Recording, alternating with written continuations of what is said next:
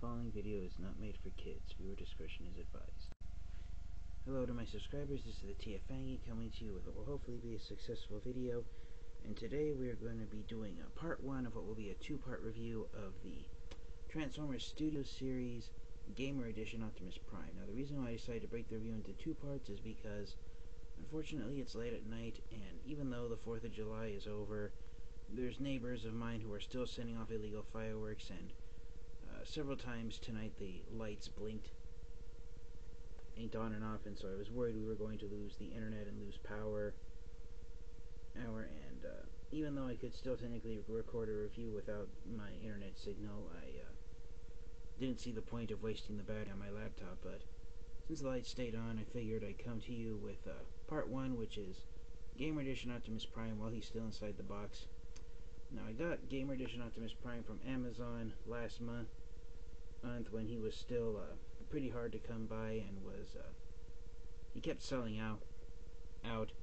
But one day I looked on Amazon, and apparently there was a copy of Gamer Edition Optimus Prime where the top of his box got damaged, so Amazon put it up at a discount price, so that's how I was able to get Gamer Edition Optimus Prime.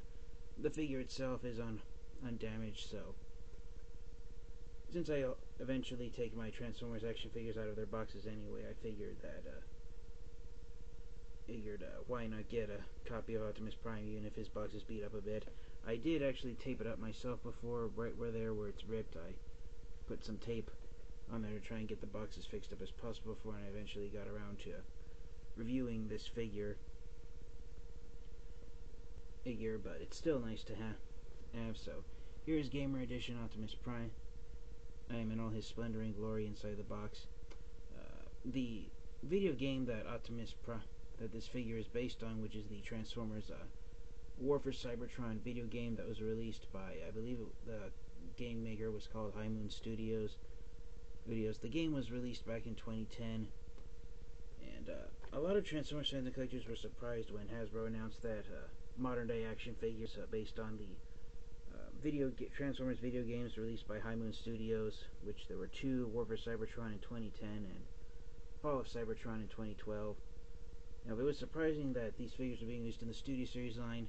However, there are videos on YouTube of people who have done walkthroughs of the video games from start to finish, and even when you know what you're doing and you know what power boosts to give the characters and how to defeat the game level bosses, the War for Cybertron video game has a runtime of about 5.5 to 6 hours, so it's long enough to be a mini-series if you were to watch the video from start to finish. So it's longer than any of the individual live-action Transformers movies that have been released. So even though technically a video game is regarded as something not quite being a movie, it's long enough to be a film itself. So yeah, the Studio Series line has kind of come to be a line where it's Transformers action figures that appear on a piece of film that lasts longer than 22 minutes.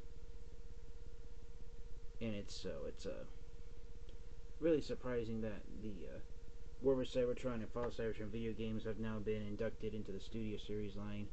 So there's Optimus Prime inside the box, and I hate the open windows. And as I've said in the past, you got some nice artwork here of Optimus Prime based on his design from the War for Cybertron video game.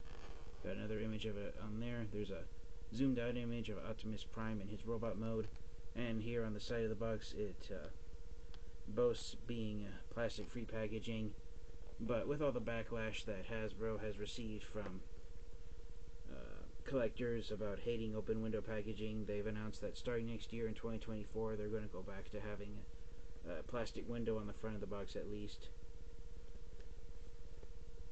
So Optimus Prime, being a Voyager class figure, he's the 3rd Studio Series Gamer Edition figure to be released. Numbers 1 and 2 are Bumblebee and Barricade. And here's the logo for the Gamer Edition Transformers figures. It's the forward, backwards, left, and right buttons that you'd find on a video game controller. So that's a really nice logo to be given to these figures. Figures coming here to the back of the box. You got Optimus Prime in his robot mode.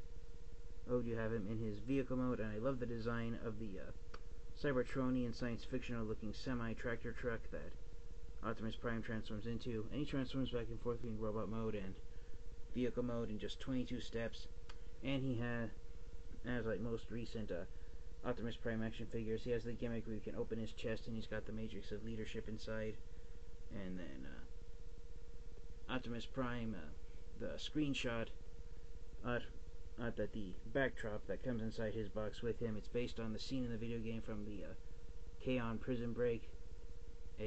I don't own the Transformers video game, so I don't know if it was because Autobots were trying to stop Decepticons, or if Optimus Prime was helping Autobots who were imprisoned by the Decepticons. I can't say that with certainty, but it is a really cool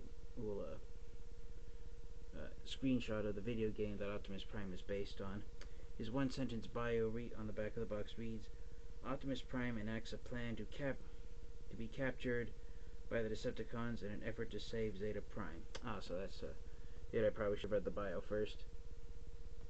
For those of you wondering, Zeta Prime was the name originally given to the Autobot who was commander of the Autobots before Optimus Prime. That was before Zeta Prime was later changed. The character of Zeta Prime the name was changed from Zeta Prime to Sentinel Prime. In one of the Transformers comic books, it was decided that Zeta Prime was going to be commander of the Autobots before Sentinel Prime. Then Sentinel Prime took over, and then after Sentinel Prime was Optimus Prime.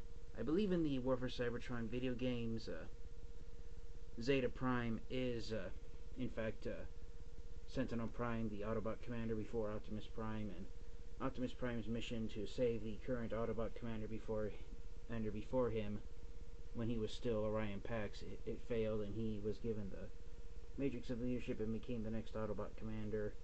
And the premise of the War for Cybertron video game is that it's basically the War for Cybertron video game was originally intended to try and be a prequel to the original Generation 1 cartoon series. It was basically showing what happened from the time of the events of the G1 cartoon episode War Dawn, when Optimus Prime was upgraded from Orion Pax into the commander of the Autobots, up until the Autobots abandoned Cybertron and left on board the Ark. That's what the War for Cybertron video game tried to show, was the exodus of the Autobots and the reason why they left. And ultimately it's because the energy resources on Cybertron were drained in Optimus Prime and the Autobots' efforts to try and stop the Decepticons from wiping them out from existence.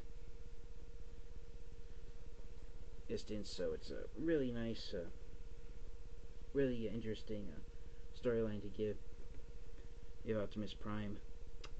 So let's end the video here in part 1. This has been Gamer Edition Optimus Prime inside his box. Stay tuned for part 2 when we take Optimus Prime out of the box and take a look at him. Thank you guys all so much for enjoying part 1. Part 2 is coming out soon. And it's next time, you guys. Stay safe, stay healthy. This has been my first look at the Studio Series Gamer Edition Optimus Prime. And it's next time, you guys. Transform and roll out. Goodbye, everyone.